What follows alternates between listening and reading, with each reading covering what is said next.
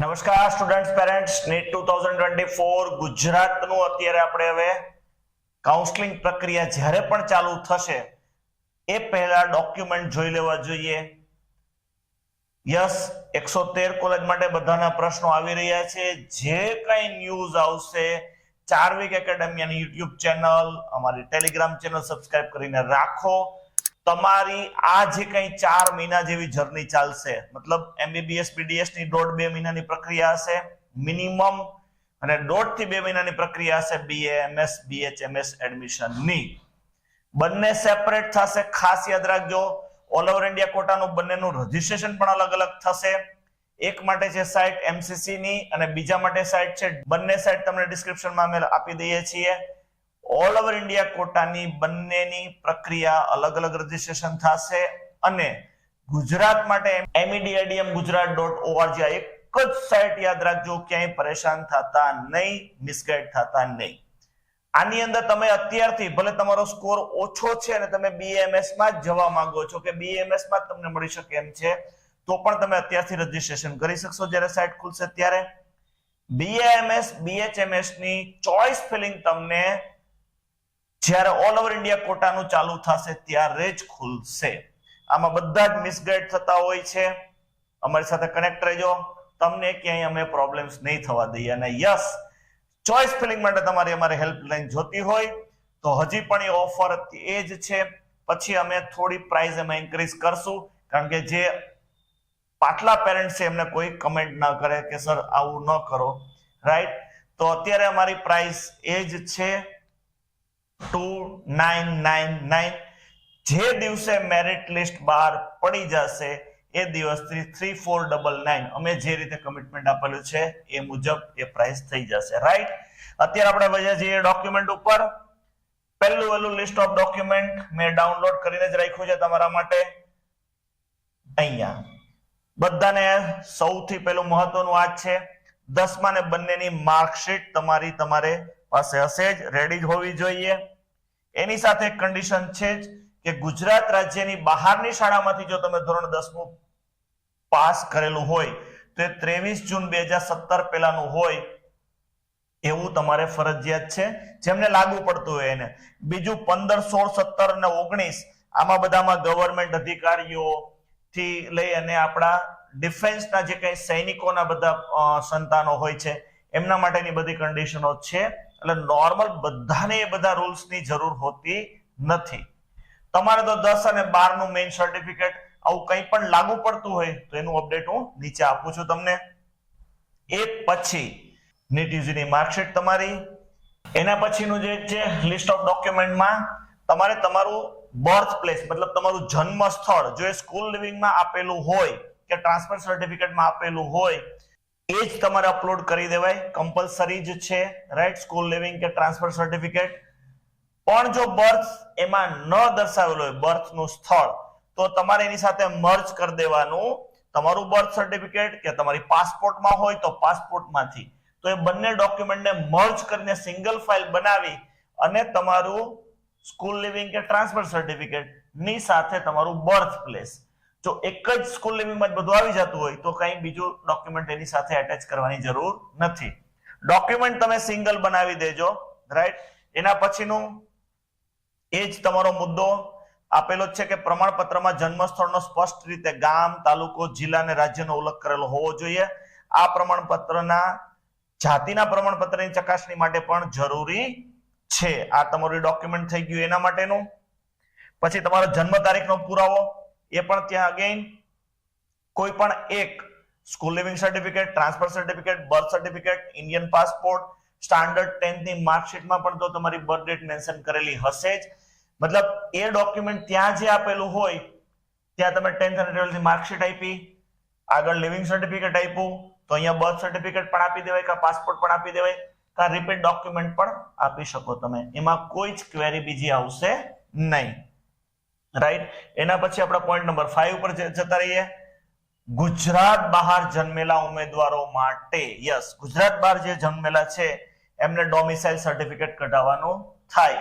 આ પ્રોસેસ થોડી verification wise લાંબી હોય છે. જે તે તમારી નજીકની તાલુકા પંચાયત હોય તો તાલુકા કચેરી, જિલ્લામાં હોય તો ત્યાંની તમારી કલેક્ટર કચેરીની અંદર આ નીકળતા હોય છે, તો એ અત્યારથી તમારે બનાવી લેવું જોઈએ. ગુજરાત બહાર તમે જન્મેલા છો અને તમે 10th 12th ગુજરાતમાંથી આપેલું છે, આવું કંઈ પણ તમારી જે પ્રોસેસ થતી હોય એના ભાગરૂપે કે બહારના અધિકારીઓના ભાગરૂપે તમારે ડોમિસાઇલ કઢાવવાનું થતું હોય તો અત્યારથી કાઢી લેવાય. આગળ તમારે કોઈ સ્પેશિયલ કેટેગરી લાગુ પડે છે.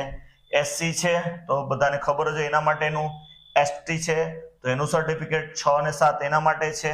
એ પછી આગળ ઓબીસી એસસીબીસી જે આપણી સામાજિક અને શૈક્ષણિક રીતે પછાત જાતિઓ છે એનું સર્ટિફિકેટ તમારે લેવાનું થતું હોય. આ બધી જ જગ્યાએ ખાસ બધા જ પ્રમાણપત્રો ગુજરાત સરકારના અધિકૃત અધિકારી દ્વારા આપવામાં આવેલા હોવા જોઈએ. રાઈટ. પછી અત્યારે આપણે ઈડબ્લ્યુએસ માં પણ સ્પેશિયલ મળે છે. ઇકોનોમિકલી જે બેકવર્ડ ની આખી એક ગવર્મેન્ટે કોટા રજૂ કર્યો તો એ પણ તમારું ઈડબ્લ્યુએસ નું પ્રમાણપત્ર 1/4/2022 અથવા તેના પછીનું હોવું જોઈએ.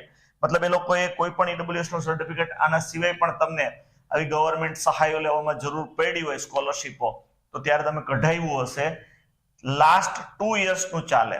અત્યારે તમે 2024 માં આપણે એડમિશન લઈ રહ્યા છીએ તો 2022 1/4/2022 પછી કઢાવ્યું હોય તો નવું કઢાવવા માટે દોડતા નહીં. એ જ તમારું માન્ય રહેશે.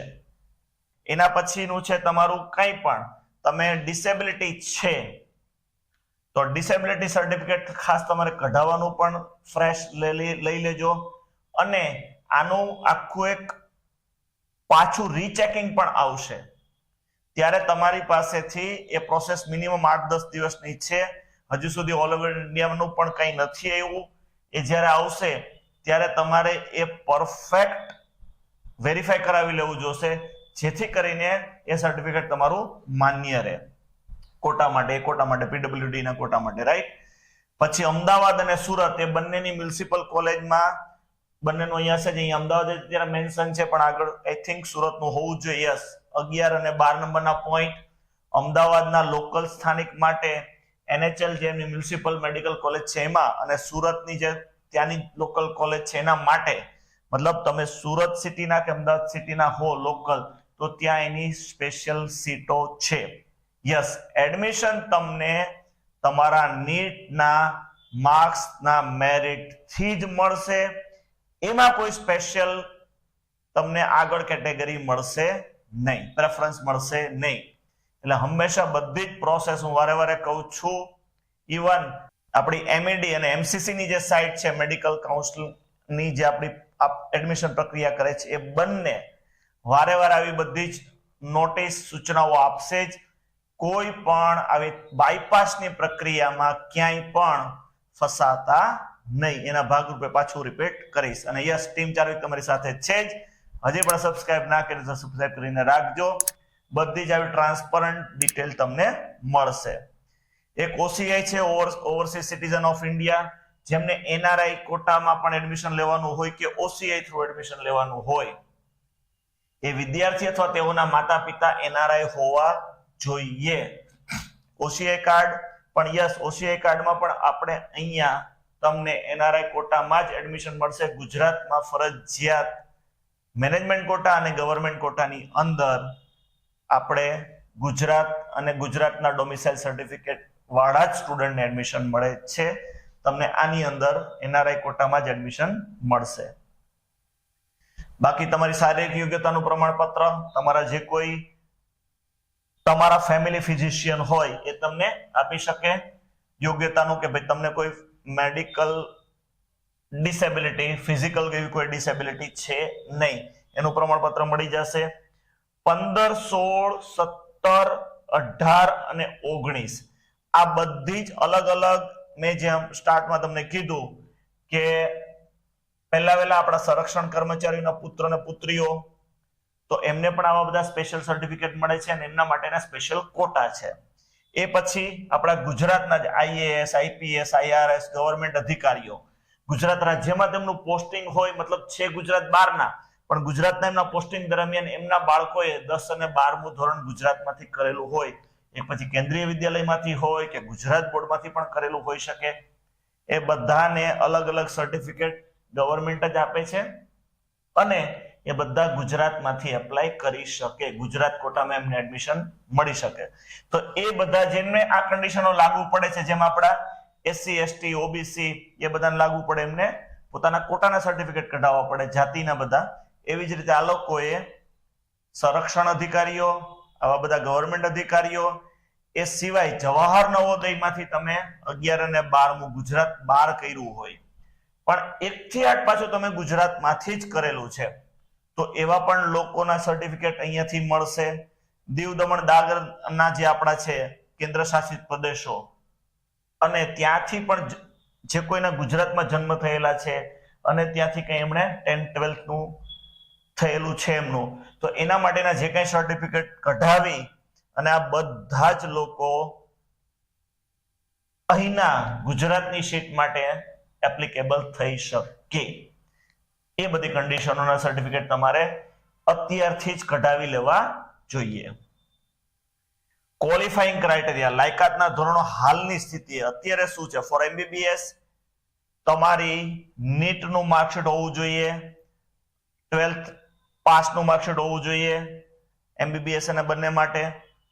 બીડીએસ, બીએએમએસ, બીએચએમએસ બધાની અંદર જો આ સમજો, આની ઘણી કોમેન્ટો પણ આવેલી છે કે એમબીબીએસ માટે તમારે ફક્ત 12th પાસ થવાનું છે. બીડીએસ, બીએએમએસ, બીએચએમએસ અત્યારે જે રૂલ્સ, એટલે જ અહીંયા લખ્યું છે લાયકાતના ધોરણો હાલની સ્થિતિએ. આ ધ્યાનમાં આવશે જ કોઈને પણ, તો મે બી કંઈ પણ ચેન્જ થશે, એટલે એ લોકોએ પણ આપણે કહીએ પાણી પહેલા પાળ બાંધેલી રાખી છે કે હાલની સ્થિતિ આવી છે 50% PCB theory plus practical plus ઇંગ્લિશમાં પાસ હોવું જરૂરી છે, ઇંગ્લિશ સબ્જેક્ટ તમારે હોવો જોઈએ. તો બીડીએસ, બીએએમએસ, બીએચએમએસ માં તમારા ટોટલ 50% ઓપન કેટેગરીની અંદર છે. ફિઝિક્સ, કેમેસ્ટ્રી, બાયોલોજીની થિયરી પ્લસ પ્રેક્ટિકલ બધું જ એડ કરી દેવાનું, મતલબ એ તમારું જે 450 માર્ક્સ માંથી મિનિમમ 225, 50% એટલે 225, રાઈટ? ત્રણેય સબ્જેક્ટના 100 અને ત્રણેયના થિયરીના થઈને 150, એટલે 450 માંથી 225. આ છે અત્યારની આપણી જે આપણે આખી જ એડમિશન કમિટી છે, ACPUGMEC.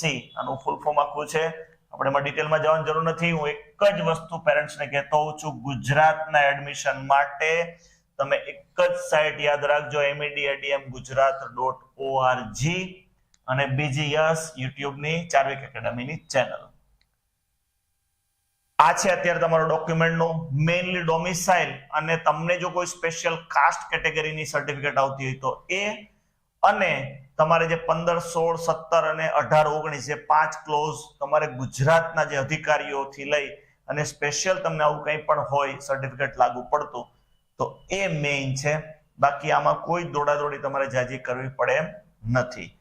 એક મેં પોઈન્ટ ખાસ કીધો, રિઝલ્ટ આ વખતે અલગ અલગ ટાઈમે આવ્યા છે, તમારું લાસ્ટ રિઝલ્ટ જ ખાસ સાચવજો, બરાબર છે? એ જ અપલોડ કરવાનું થશે. પહેલી પ્રોસેસ તમારી આવશે, તમારે પિન નંબર લેવા જવાનો થશે. એ પિન નંબર તમારે axis bank generally last year સુધી હતી, આઈ થિંક, મને યાદ છે ત્યાં સુધી. એ બેંકમાં જઈને બહુ આરામથી લઈ શકાય એમ હોય છે, અને પછી બાકીની બધી પ્રોસેસ થશે.